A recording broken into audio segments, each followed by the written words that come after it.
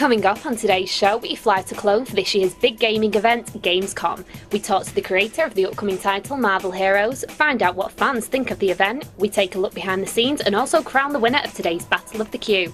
Keep it locked on, this is Einfo Games TV. So, we are here at Gamescom, and don't be fooled by how quiet it is, we are behind the scenes. If you went outside in the public area, there's hundreds and thousands of people all queuing up to look at the big titles coming out this year and the games coming out in 2013. So we're going to go and take a look at some of those games. Here at Gamescom, the event is split up into different areas of the Kohl Messe building. Over 600 exhibitors from 40 countries share 140,000 square metres of space. This takes place in halls 4 to 10, 2 of which are business-only areas and the rest of the entertainment and events arenas for the general public.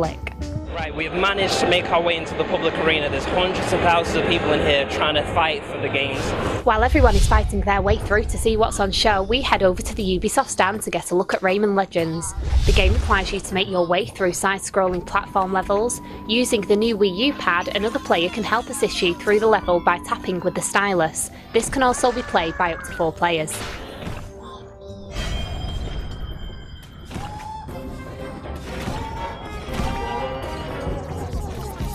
So this is the play stand for Triumviral's new game, Defiance. We're going to take you behind the scenes to get an exclusive look of their game. So the backstory of Defiance involves these 7 alien races that have to band together to survive cataclysm in their solar system. They're not necessarily friends, so they bring a lot of their politics with them. They show up at Earth's doorstep. Unfortunately, we're here, and we don't necessarily want our new alien brothers to be playing with us. So while we're negotiating a peace with them, unfortunately a terrorist act occurs, and their ships blow up. This starts a big war between all the alien races and the humans, but it's not clean, right? It's not humans versus 7 aliens because they're not all friends. So it's ebb and flow, it's chaotic. Terramorphing also occurs, and it changes the Earth. So where there are pockets of old Earth and stuff that is familiar and recognizable to us, like the Golden Gate Bridge, and areas that are half human and half alien, so it's familiar and a little different, and areas that are completely alien. So this gives us a great tapestry to play with as game designers. It's a third-person shooter MMO. It's on the PC, it's on the PlayStation 3, it's on the Xbox 360, and then on top of that, we're also releasing in April in conjunction with a television show that's being made with the Sci-Fi Network. And the big premise behind Defiance is we partnered with them to create an IP that is big enough to house a AAA third-person shooter MMO and a top-tier piece of television entertainment like Defiance without making any compromise. The show is a great show all by itself. The game is a great game all by itself, but the two are better together.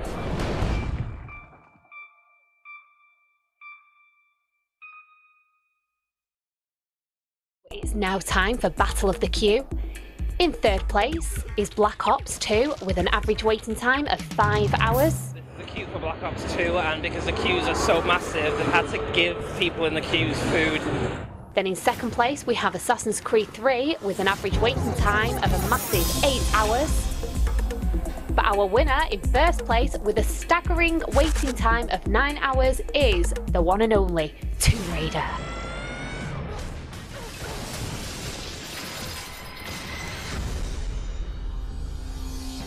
Later on, we caught up with David Brevik, creator of Marvel Heroes, to tell us more about what the game has to offer. It's a free-to-play, action-oriented MMO, which is very different. It's kind of a Diablo-like game, but a true MMO with the Marvel Heroes. I've been a big Marvel fan all my life, and the chance to work with this IP has been really exciting. And then, you know, my history is having created Diablo 1 and 2, you know, as a natural kind of blend of those two things together really inspired me. And taking action role-playing games, really taking them to the next level and doing something very, very different that's never really been done in action role-playing games, and making this true MMO is exciting and compelling.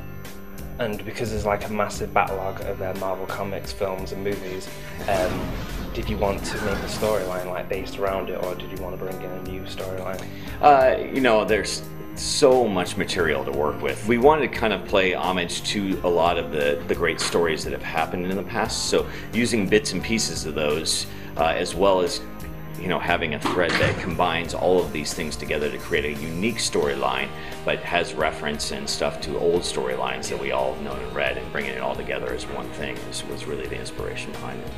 One of the questions which I have to ask, because this is like a most asked question from the fans, is when is the game coming out? I've seen it like on our comments is when's it out, when's it out? Yeah, it's nice that people are excited about it, but the honest answer is we don't have a set date at this time. Okay. We're going to be coming up into the closed beta very soon, and we're going to kind of take it from there. It's much different than a traditional box product where we have to plan months in advance. We're just going to... You'd rather just wait until it's ready and then decide. And so as we get closer, we'll have a date, but there isn't a date as of right now. You just have to just wait.